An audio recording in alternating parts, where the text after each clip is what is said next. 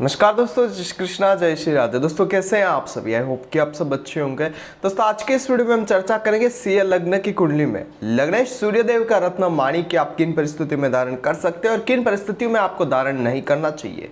देखते रहिएगा इस वीडियो को और बने रहेगा मेरे साथ। मेरा नाम है विशाल और आप देख रहे हैं एस्ट्रोविश यूट्यूब चैनल। सब्सक्राइब कीजिए एस्ट्रोविश यूट्यूब चैनल को और बेल आइकन को प्रेस कीजिए जिससे कि मेरे द्वारा अपलोड की हुई सारी यूट्यूब वीडियोस का नोटिफिकेशन आपको मिलता रहे। आप देख रहे हैं world's number 1 free astrology service Astrowish YouTube channel.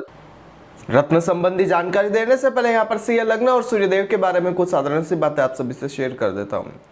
CA लग्न के स्वामी होते हैं सूर्यदेव। सीए लग्न जो होता है दोस्तों वो अग्नि तत्व और स्थिर लग्न होता है। इस लग्न में अगर आप कोई भी काम करते हैं, इस लग्न में अगर आप कोई पूजा पाठ करते हैं तो उसका फल आपको सबसे अच्छा मिलने वाला होता है। सीए लग्न के स्वामी सूर्यदेव होते हैं। सूर्यदेव की कुछ साधारण सी बातें आप सभी से शेयर कर देता हूं। सूर्य कुंडली के जिस किसी भी घर में होते हैं वहां से जस्ट सामने वाले घर को प्रभावित करने वाले होते हैं। इनको एक ही दृष्टि प्राप्त है। सूर्यदेव कुंडली के दशम घर में दिशा बली होते हैं। इनको यहाँ पर दिशा का बल प्राप्त होता है। मेष राशि में सूर्य उच्च के और तुला राशि में सूर्यदेव जो है वो नीच राशि के होते हैं। सूर्यदेव कुंडली में या फिर किसी भी जातक के जीवन में विशेष जो है उसके मान सम्मान का प्रतिनिधित्व करते हैं, सरकार का प्रतिनिधित्व करते हैं, गवर्नमेंट सर्विस का प्रतिनिधित्व करते हैं, राजनीति का प्रतिनिधित्व जो है वो भी सूर्यदेव ही करने वाले होते हैं। किसी व्यक्ति का अगर सूर्य बली होता है तो उसे हर जगह मान सम्मान की प्राप्ति होती है। राजनीति में काफी अच्छे उसे मान सम्मान देखने को मिलते हैं। काफी अच्छे उच्च पद पर वो आसीन हो सकता है। सूर्य अगर आपका अच्छा है तो आपकी पर्सनालिटी जो है वो लीडर वाली रहेगी। आप लीडरशिप करने के लायक रहेंगे। ये चीज यहाँ पर सूर्य आपको प्रदान करता है। ये कुछ बातें मैंने आपको सीए लग्न और सूर्यदेव के बारे में बताई। ये कुंडली आपके सामने ड्रॉ हो चुकी है। आप देख सकते हैं सीए लग्न की कुंडली है। कुंडली से एक चीज यहाँ पर मैं आप सभी से कहना चाहूंगा, बिना कुंडली विश्लेषण करवाए आपको किसी भी रत्न को धारण नहीं करना चाहिए, क्योंकि कोई भी रत्न अगर आप धारण करते हो तो उसके लिए बहुत सारे पॉइंट्स देखने होते हैं, जैसे कि डिग्री वाइज कैपेबिलिटी क्या है, अवस्था क्या है, षडबल में उस ग्रह की क्या स्थिति बनी हुई है, दृष्टि संबंध क्या बना हुआ है, युति संबंध दूसरे ग्रहों के साथ क्या बना हुआ है, नक्षत्र में क्या परिवर्तन हो रहे हैं, साथ ही जिस प्रयोजन से आप उस रत्न को धारण कर रहे हैं वो आपके लिए फायदेमंद है या नहीं है उस प्रयोजन वाली कुंडली में। ये सारी चीजें देखने के बाद आप किसी रत्न को धारण करते हो तो आपके लिए फायदेमंद चीजें रह सकती है। तो इसलिए अगर आप किसी भी रत्न को धारण करना चाहते हैं तो कुंडली का विश्लेषण अवश्य करें। अगर आप अपनी कुंडली का विश्लेषण हमसे कराना चाहते हैं या फिर आप ये जानना चाहते हैं कि आपके जीवन में आपका व्यापार कब चलेगा, आपकी नौकरी कब लगेगी, कब आपको वैवाहिक जीवन का सुख मिलेगा, कब आपको संतान सुख मिलेगा, साथ ही कब आपके जीवन में वाहन सुख की प्राप्ति होगी, कब आपको मकान सुख की प्राप्ति होगी, इस तरीके के अगर आपके जीवन में बहुत सारे सवाल आ रहे हैं, कंफ्यूज है तो कंफ्यूज मत होइए। नीचे स्क्रीन पर हमारा कॉन्टैक्ट नंबर आ रहा है, आप उस पर कॉन्टैक्ट करिए और अपनी कुंडली का विश्लेषण हमसे अवश्य करें। अगर आपको ये वीडियो पसंद आती है तो इस वीडियो को दूसरे लोगों के साथ शेयर अवश्य करें और चैनल का सब्सक्राइब करना मत भूलिएगा।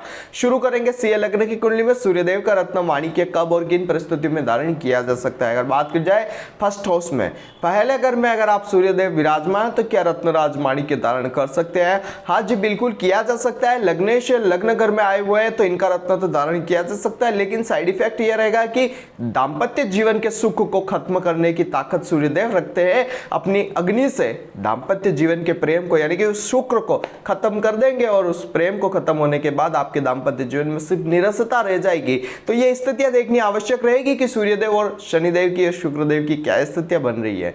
अगर बात करी जाए सेकंड हाउस में, सेकंड हाउस में भी आप इनका रत्न धारण कर सकते हैं। धन, परिवार, कुटुंब से अच्छी चीजें लाएगा। धन और पैसा लाने के लिए ये अच्छी स्थितियां आपके लिए सूर्यदेव की स्थितियां निर्मित करने वाली होगी, परंतु दूसरा एक साइड इफेक्ट ये रहेगा कि आपकी वाणी को एग्रेसिव बना देगा। बुध के साथ तात्कालिक मैत्री देखते हुए इनका रत्न धारण करना अच्छा रहेगा। वही अगर बात करी जाए तृतीय स्थान तुला राशि में, क्या इनका रत्न धारण किया जा सकता है?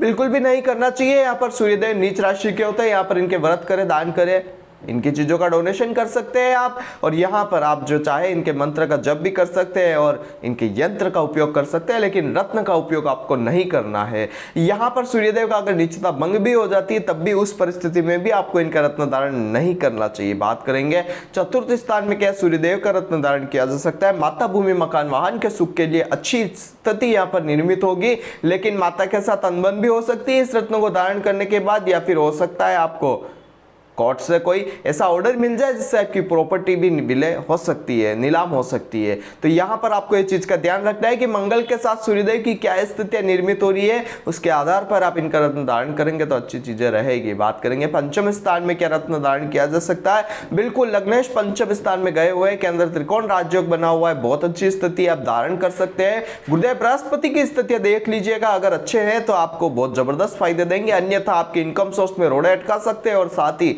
आपके संतान प्राप्ति में बहुत जबरदस्त विलंब भी आपको देंगे और लव लाइफ कभी आपकी स्टेबल रहने वाली नहीं होगी, ये भी आपको ध्यान रखना है। बात करेंगे छठे घर में क्या सूर्यदेव का रत्न धारण किया जा सकता है। कुछ परिस्थितियों में नौकरी प्राप्ति के लिए या किसी कोर्ट केस से छुटकारा प्राप्त करने के लिए सूर्यदेव का रत्न माणिक्य यहाँ पर धारण किया जा सकता है, परंतु वहां पर विशेष तौर पर ध्यान रखना होता है कि शनिदेव की सूर्यदेव के साथ क्या मित्रता बनी हुई है, क्योंकि सूर्य शनि का योग कभी भी अच्छे बेनिफिट्स बहुत कम प्रदान करता है।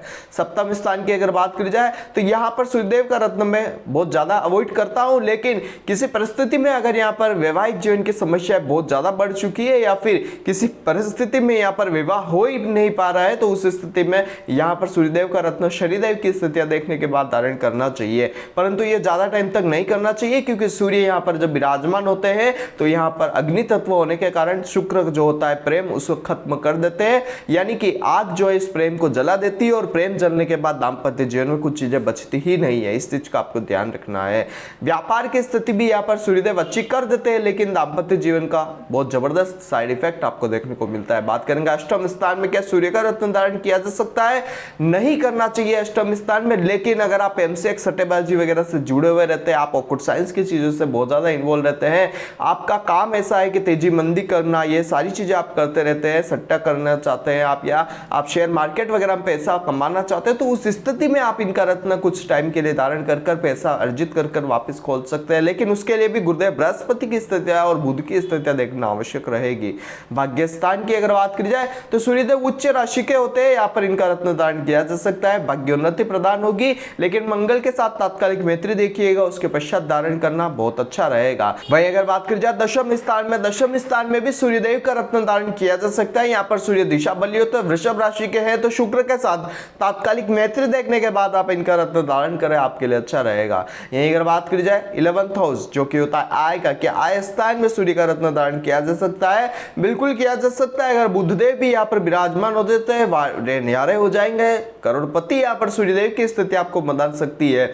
एक चीज का विशेष तौर पर आपको ध्यान रखना है कि सूर्यदेव का रत्न अगर आप 11वें स्थान में धारण कर रहे हैं तो आपकी लव लाइफ और आपके संतान से रिलेटेड कोई ना कोई समस्या रहेगी, और साथ ही विद्या के सुख में भी आपको अनावश्यक रूप से बाधाओं का सामना करना पड़ सकता है। 12वें स्थान की अगर बात की जाए तो सूर्यदेव का रत्न अगर आप 12वें स्थान में धारण करना चाहते हैं तो यहाँ पर आपको एक चीज का ध्यान रखना है कि अगर आप विदेश यात्रा करना चाहते हैं, विदेश से पैसा कमाना चाहते हैं तो उस स्थिति में ठीक रहेगा, अन्यथा आपके लिए बहुत जबरदस्त नुकसान भी लेकर आ सकता है, तो इस चीज का आपको ध्यान रखना है। ओवरऑल मैंने आपको बताया कि सिंह लग्न की कुंडली में किन परिस्थितियों में आपको सूर्यदेव का रत्न कहाँ धारण करना चाहिए और कहाँ नहीं करना चाहिए। तीसरे, छठे, 8वें और 12वें घर को छोड़कर आप सूर्यदेव का रत्न माणिक्य कहीं भी किसी भी परिस्थिति में धारण कर सकते हैं, आपके लिए अच्छा ही रहेगा, परंतु किसी भी रत्न को धारण करने से पहले उस ग्रह से रिलेटेड बहुत सारी चीजें देखनी होती है, जैसे कि ग्रह की अवस्था क्या है, ग्रह की डिग्री वाइज कैपेबिलिटी क्या बनी हुई है, ग्रह के षडबल में स्थिति क्या बनी हुई है, दृष्टि संबंध दूसरे ग्रहों के साथ क्या है, युति संबंध क्या है, नक्षत्र संबंध क्या बने हुए हैं, जिस प्रयोजन से आप उस ग्रह के रत्नों को धारण कर रहे हैं उस प्रयोजन वाली कुंडली में उस ग्रह की क्या स्थिति बनी हुई है, सारी चीजें देखने के बाद अगर आप रत्न धारण करते हैं तो आपके जीवन में सुख समृद्धि आ सकती है। यहाँ पर अगर आप अपनी कुंडली का विश्लेषण हमसे करवाना चाहते हैं और ये जानना चाहते हैं कि आपके लिए फेवरेबल स्टोन कौन सा है, या फिर आप ये जानना चाहते हैं कि आपका व्यापार कब चलेगा, कब आपकी नौकरी होगी, कब आपको नौकरी में प्रमोशन मिलेगा, कब आपको वैवाहिक जीवन में प्रवेश करने का मौका मिलेगा, कब आपको संतान प्राप्ति होगी, या फिर आपके जीवन में कब आपको वाहन सुख की प्राप्ति होगी, कब आपको मकान सुख की प्राप्ति होगी, इस तरीके के अगर आपके जीवन में बहुत सारे सवाल है और आप कंफ्यूज मत होइए, नीचे स्क्रीन पर हमारे कॉन्टैक्ट नंबर आ रहे हैं, आप उस पर कॉन्टैक्ट करिए और अपनी कुंडली का विश्लेषण हमसे अवश्य करवाइए। यहाँ पर अगर आपको ये वीडियो पसंद आती है तो इस वीडियो को दूसरे लोगों के साथ शेयर अवश्य करें और चैनल को सब्सक्राइब करना मत भूलिएगा। आज की वीडियो में बस इतना ही, कल फिर मिलेंगे एक नए वीडियो के साथ, एक नए टॉपिक के साथ। तब तक के लिए जय श्री कृष्णा, जय श्रीनाथ जी बाबा की। आई होप कि मेरे द्वारा बताई गई जानकारी आपके लिए हेल्पफुल और महत्वपूर्ण रही होगी। अगर आपको ये वीडियो पसंद आती है तो इसे दूसरों के साथ भी शेयर कीजिए, जिससे कि दूसरे लोग भी इस चीज का फायदा उठा सके। दोस्तों बने रहिए इस चैनल के साथ। मेरा नाम है विशाल और आप देख रहे हैं एस्ट्रोविश यूट्यूब चैनल। जय श्री कृष्ण।